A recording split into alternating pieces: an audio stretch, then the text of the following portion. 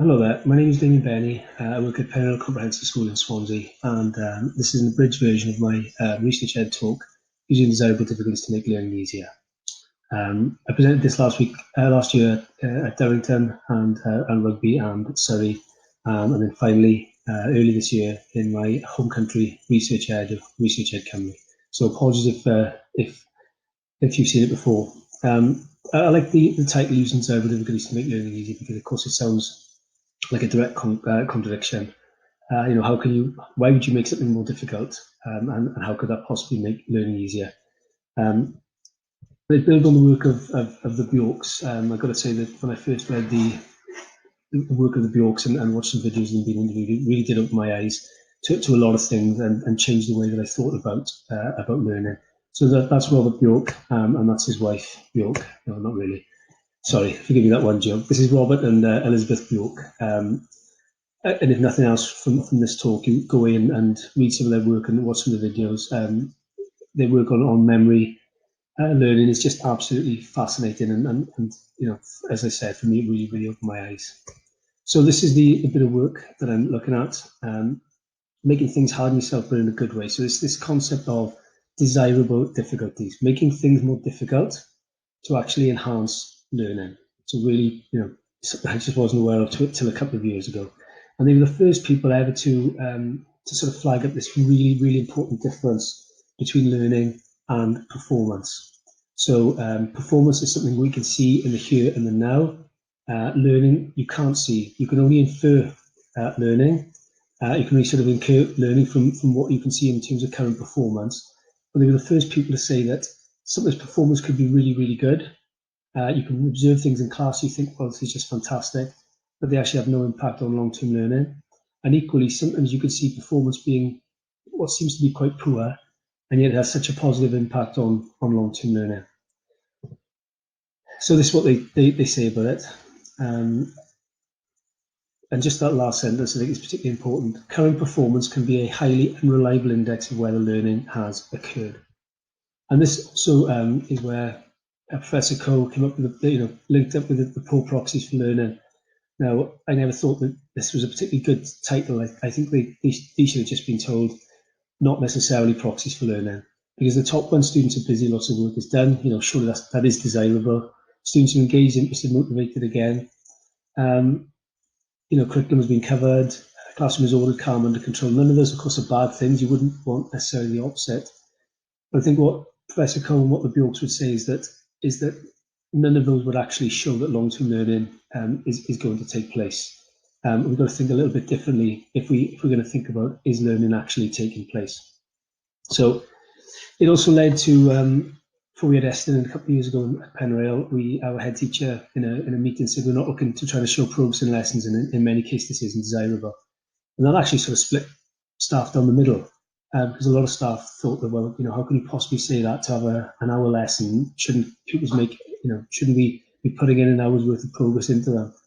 But of course, the best way to sort of answer that is if you were to go into a maths class, let's call it maths class A, you've got a year 10 class who are doing trigonometry. They're on their third lesson of trigonometry, but rather than just do another lesson where they're practicing a trigonometry question after another, the teacher's actually mixing things up for them.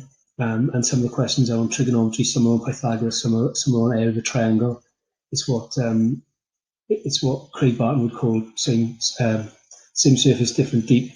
And people would actually be struggling a little bit because they'd have to differentiate which ones are trigonometry, which ones are Pythagoras, which ones are area of a triangle, and their performance might actually be inhibited. You go to the next, so you leave after an hour, and the pupils haven't done particularly well. They've struggled, they've made lots of errors. So you go to the next classroom next door for the next hour, and the teacher's doing their, again, similar class, teacher's doing their third lesson on trigonometry. This time they're just doing practice after practice of trigonometry. The pupils would be doing far better. They'd be getting far more of the questions right. And it's easy to walk out of that second lesson thinking, well, that teacher is much better than the first teacher. Those pupils are doing much better than the first lot of pupils. But actually, if you were to test the pupils a month later on trigonometry, it's very likely that the pupils in classroom A with a poorer performance would actually do better.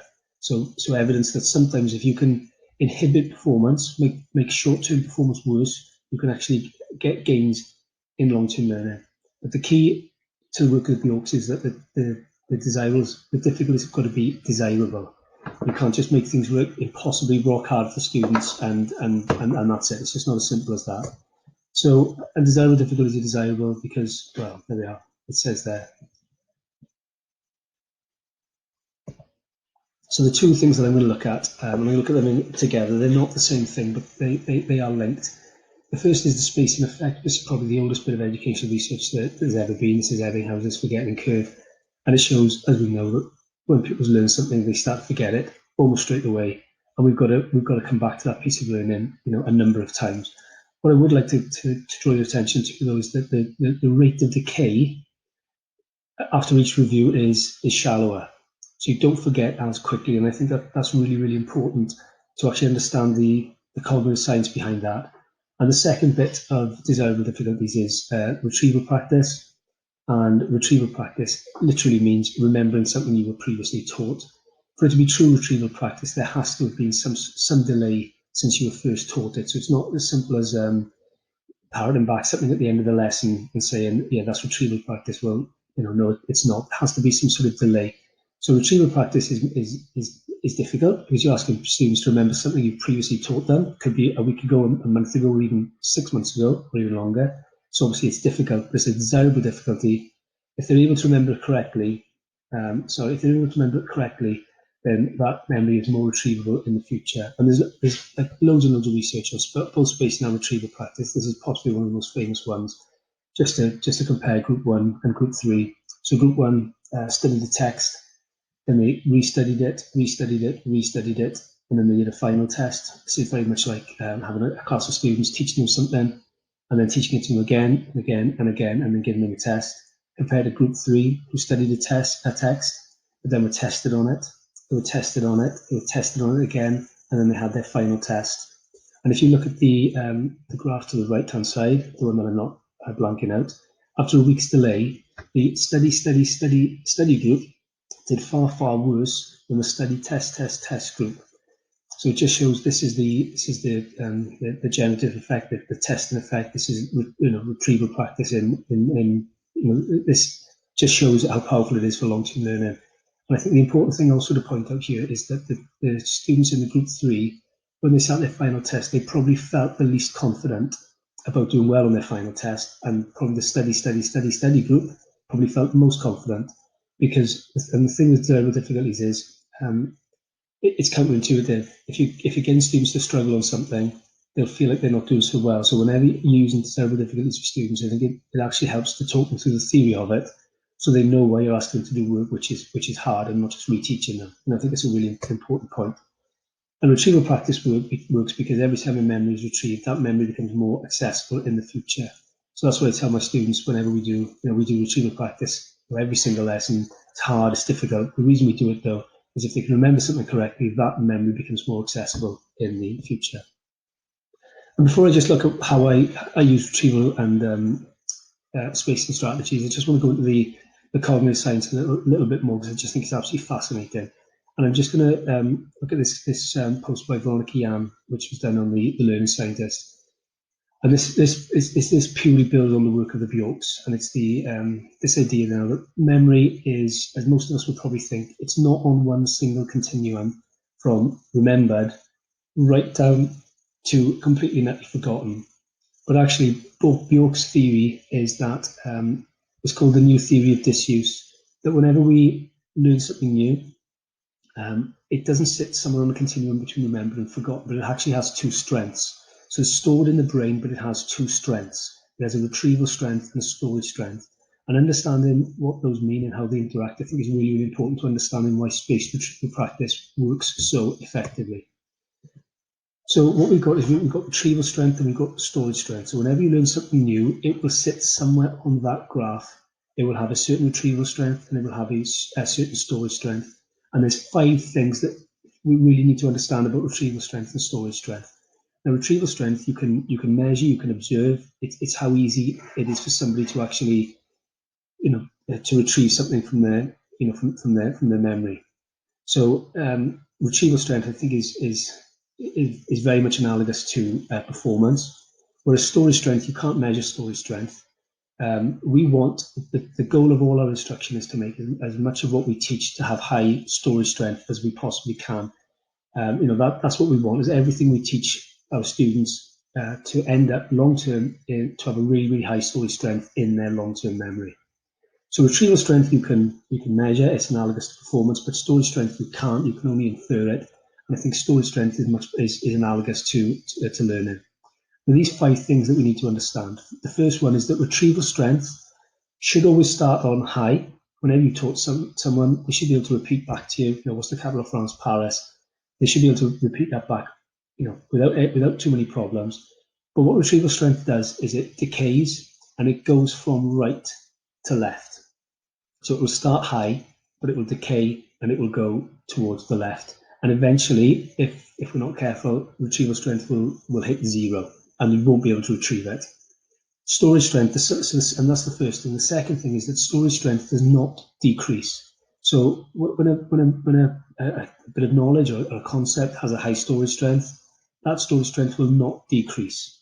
It won't go down, it can only go up. And that's the second thing. The third thing is a really interesting point. I'm going to come back to that in a second. We compare these two. So imagine now that the top one is student A and the bottom one is student B. We're teaching these 2 students exactly the same nugget of knowledge during a lesson. And student A has it's at the top. So they're learning this new bit of knowledge with a high storage strength and a high retrieval strength. Student B has got a high retrieval strength as well, but a low storage strength.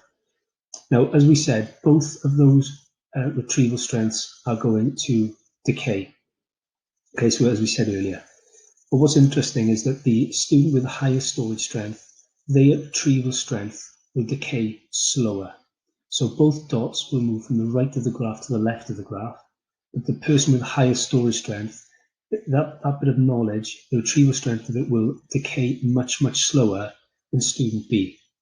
Now, why is that? I think this is really, really important as well. Student A has got a higher storage strength than student B because he or she is learning something and it has a rich association with background knowledge.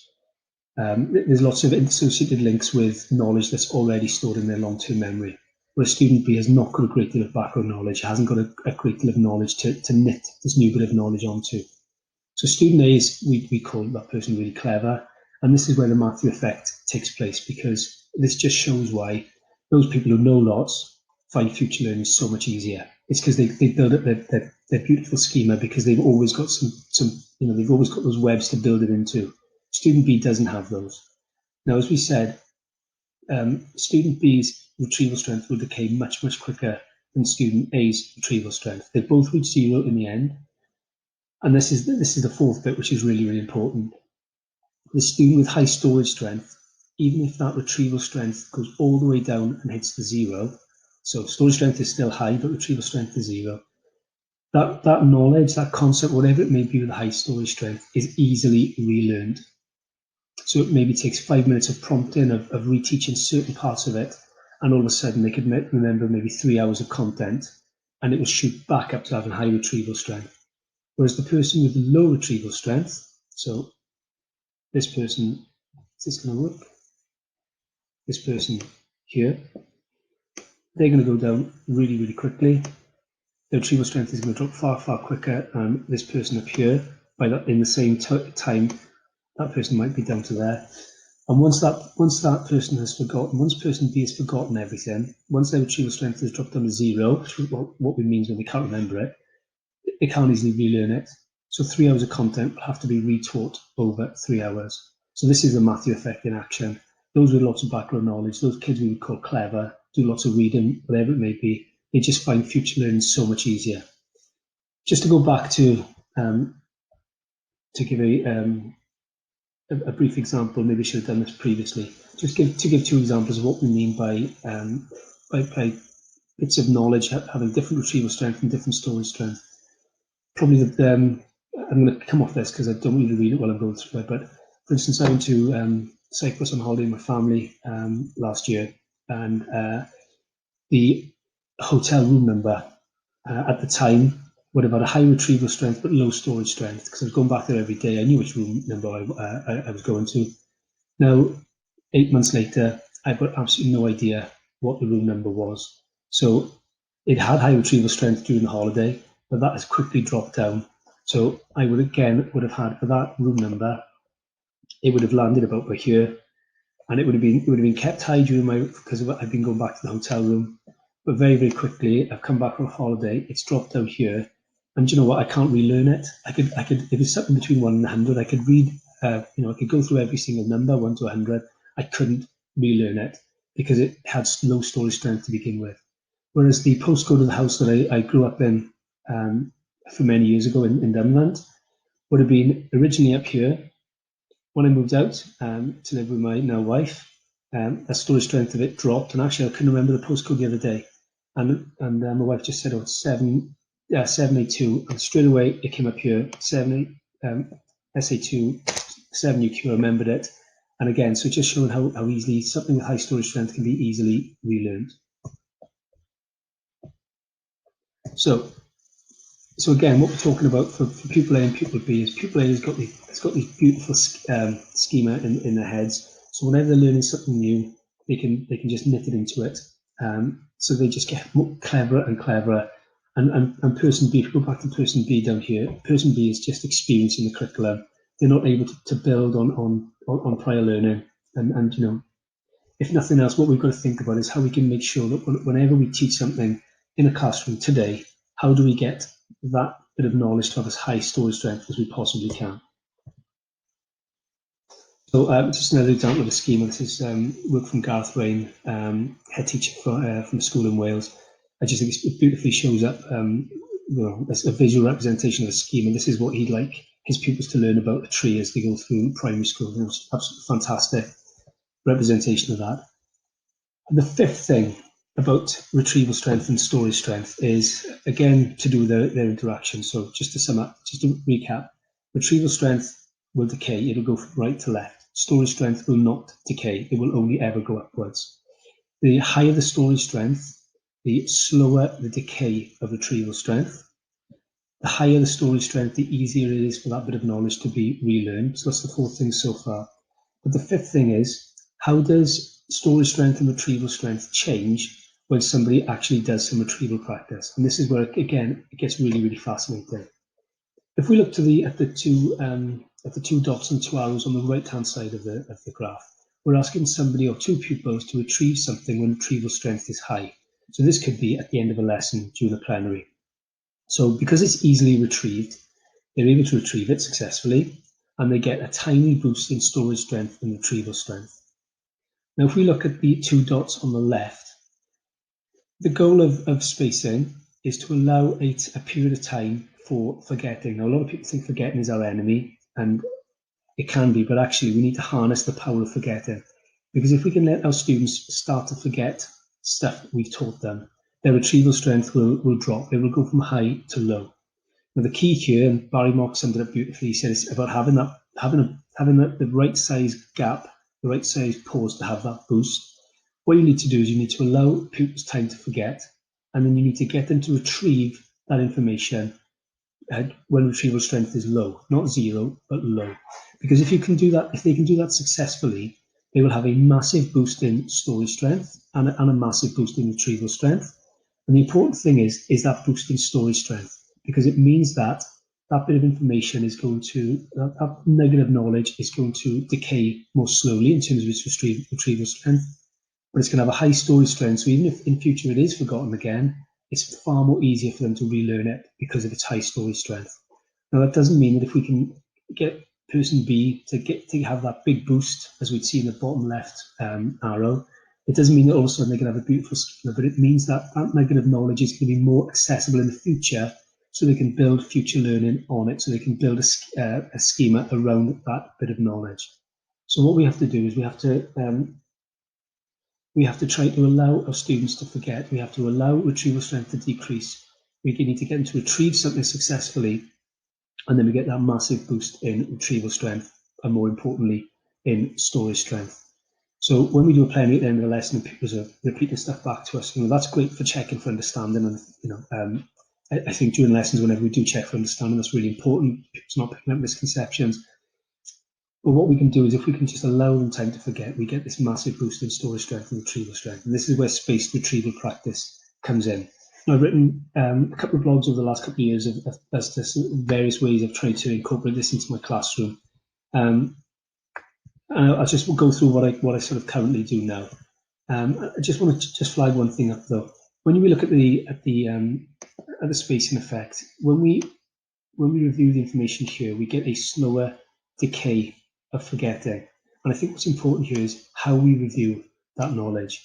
We should always think about the spacing effect, come in hand with retrieval practice. So when we revisit here, as we've seen from the research earlier, we don't want to just be reteaching the students the knowledge here. We want to get them to retrieve it. Because what that will actually do then is we will get a slower decay of forgetting. And the reason we get a slower decay of forgetting is if we can get students to successfully remember something, they get that boost in storage strength, they get that boost in retrieval strength, and the retrieval strength will decay more slowly, which is why the shape of this isn't like that, the same as there. You actually get a slower decay. It's because that knowledge has had a boost in storage strength, so it decays, so its retrieval strength decays more slowly. So this is a bit where it gets really difficult, because the optimal time to test someone is when they're on the verge of forgetting, and it's absolutely impossible to see because you can't see inside your students' heads. But that is the reality. So I was lucky enough to be sent an academic paper which explored the very concept of when is the best time to revisit previously learned information. And it was this article here, Spacing Effects in Learning. And it was a fascinating read. It was quite challenging for me to read it. It was, I didn't have all the background knowledge I needed to understand it, and it took me a little while, and I had to ask some people's advice. But what it came up to is what I was expecting to find out is that if you think about finishing a concept today, and then having a gap, and then having some sort of final study session, some sort of test. So for instance, I finished teaching a lesson today. I'm thinking, right, I'm going to leave a gap before I revisit the work, get the kids to do some retrieval practice, and then how long should my gap be the other side to their actual test? And what I was expecting, what they called it in the paper was they called it the gap, which is obviously the gap between coming back to the same materials, and then the other side of the gap to the from the restudy, or should be retrieval, to the final test was the retention interval. How long did pupils have to retain that information for? And when I first started reading it, I expected there to be some sort of golden ratio. I expected there to be like maybe a ratio of 1 to 3. So if your initial study session and your final test was 100 days, then maybe the gap would be 25 days and the retention interval would be 75 days, and that golden ratio would stay the same. But it actually didn't. That was really interesting. The size of the gap, and therefore the size of the retention interval, changed depending on the gap between the initial study session and the final test on the material. So I came up with this graph, which I've been using now for a couple of years. The idea behind this graph is you from the day you finish teaching a topic, you measure out the time to the end of the study. When's your test, when's your exam, and then from that on the y-axis, then you can find out when is the optimal time to restudy the information or revisit the information. And again, all of this is based on the data from that article.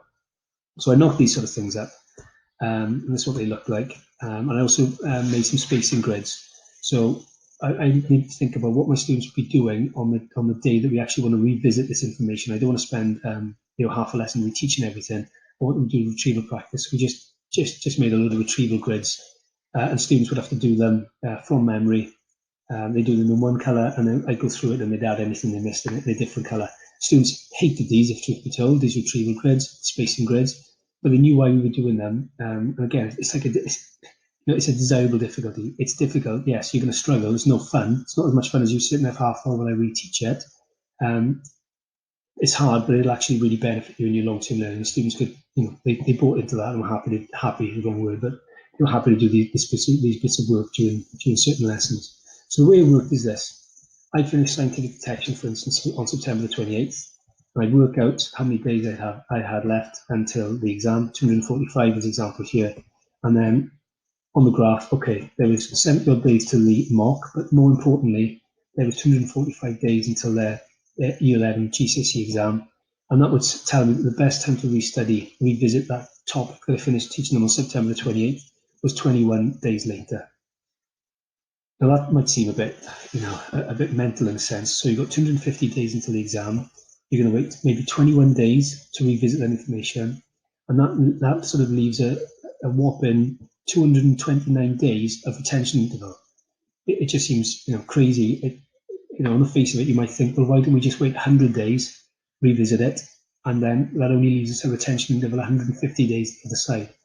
I think the point there is that if you leave it 100 days, then no matter who your students are, their retrieval strength is going to go down to 0, and they won't be able to retrieve anything. You're going to have to end up reteaching it all. Okay, the ones who've got high storage strength in the first place are going to be a massive advantage because they relearn it easier. So I think the idea of 21 days is the ideal time to leave that, to allow the forgetting, and to allow a smaller possible retention interval. So that's what I tried.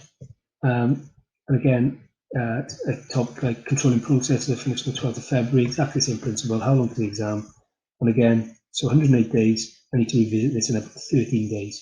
So my initial gap is a little bit smaller because I've got a smaller retention interval the other side. But again, the ratio isn't the same.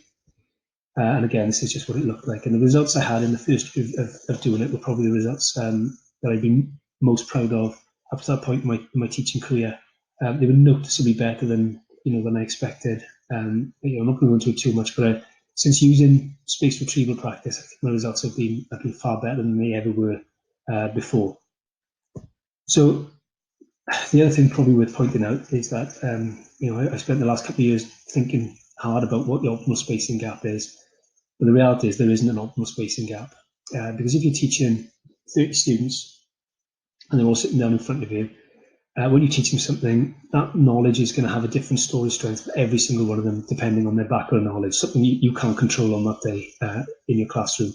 So they're all going to, that knowledge is going to decay, their retrieval strength is going to decay at different rates, not at the same rate. But what I found from using the graph is that it was a really, really good best bet, because whenever we used them, nobody could retrieve absolutely everything. Nobody could retrieve nothing at all. And there was a good, everybody could retrieve something. So there is no such thing as an optimal spacing gap for a class. There isn't even an optimal spacing gap for a student, because when you then teach them a different topic, they'll have different background knowledge, they'll have different storage strength. So the storage strength will also, their retrieval strength will also decay at a different rate than maybe the previous topic. But the graph I came up with, to me, is a really, really good best bet on what the optimal spacing graph should be for a sort of mixed up, a mixed attainment group then. So really briefly, I don't think I've really got time to go into this, but I just explored briefly in another blog, built on a brilliant work by Tom Leader. Where does desirable difficulties fit into, direct instruction, explicit instruction, cognitive load theory? Cognitive load theory is all about keeping things as clean and simple as possible. And I think the key here, I'm not going to go into this, but desirable difficulties, you don't introduce them into the first stage of teaching. The desirable difficulties come in later on. So if you want to look at that, please pause it, but I have to move on because this time is really short. So what we've really got to think about as teachers is, if I'm teaching a year 11 class, how can I make sure that what I teach them today lands with as high a storage strength as I possibly can? And the reality is, obviously I'm going to try to activate the prior knowledge and knit it into that, but I can't control how much prior knowledge they've got. So what we need to do is we need to think about what goes on lower down the school. What goes on, what do we teach them, what retrieval and spaced practice do we use lower down the school, so people are actually coming into my year 11 classroom with as much background knowledge as they possibly can. Do we just let the kids forget everything they ever did in Key Stage 3 and start again? That's just crazy. How much this is the sort of challenge for us as educators, I think, is going through school from the very day they start in school to the day they sit in the year 11 classroom. How can we ensure that they bring as much background knowledge into your classrooms as they possibly can?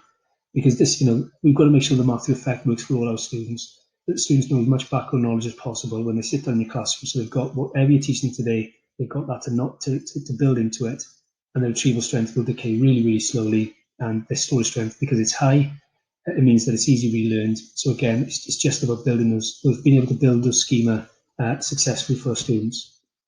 So over the last 2 years, I've sort of tidied up my routine a little bit. I still use the graph at the end of every topic. I still use the graph, and then at a certain time later, I'll use the spacing grids. But I also use this amazing resource by Adam Boxer, his Retrieval Roulette. Now I have written, I know time is really short now, I've rabbled on far too much. I have written a blog recently that went on the CogSci symposium about how I use Adam Boxer's Retrieval Roulette.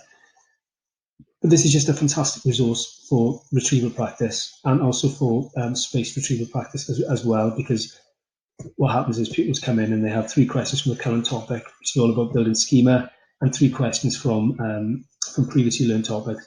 I do put a bit of a tweak on it, and I make sure that once the topic is finished, that the questions on the topic we've just finished don't appear in Retrieval Roulette until we've done the spaced the spaced retrieval grid. But again, I'll let you read that if you're interested. Again, it's just a fantastic resource. I just haven't got time to go through this now, I'm afraid. What I basically do is I finish teaching a topic. I work out. Sorry, it goes so well, doesn't it? Okay, I finish teaching a topic. Then the questions on that topic disappear from the Retrieval Roulette. I give time for forgetting. Then I use the graph to work out when is the optimal time to revisit that. My people will do a spacing grid, and once they've done that spacing grid, those questions then will appear back in the Retrieval Roulette. But what I need to happen is I need to have a gap. I need to allow them to forget before I ask them to retrieve retrieve again. Because what I don't want is I don't want those sort of this. I don't want to ask them finish the topic and then ask them every single lesson for the next 10 lessons about something they just learned, because you're not going to get that boost in retrieval and storage strength. And when you do then give them time to forget, they're just going to forget it really quickly, and you've wasted your time. So just doing that, make sure that they do actually, I give them time to forget. I give them time for the retrieval strength to drop low, not to 0, but to drop low before asking them to retrieve it through the grids. And then those questions can go back into the Retrieval Roulette. And the other brilliant thing about Retrieval Roulette is you can just drop the questions into something like Quizlet. So it's a big task setting up the Retrieval Roulette on Adam's website. There's loads of available, ready-made, fantastic. What you can do is you can just drop them into Quizlet, and students have got ready-made sort of flashcards based on exactly the same questions that have been on the Retrieval Roulette, which they do daily. So I'm not sure if I explained the Retrieval Roulette particularly well, but students will come in every single lesson and they'll have 3 questions on the current topic and 3 questions, 3 randomly selected questions on any of the previous topics. 6 questions every lesson, great routine to get into. Students enjoy it, they find it easy, especially the 3 older questions, and they get so much confidence from getting things right. And, when you're in February, March, and they're getting stuff right back September, October, it's just fantastic, fills them with confidence.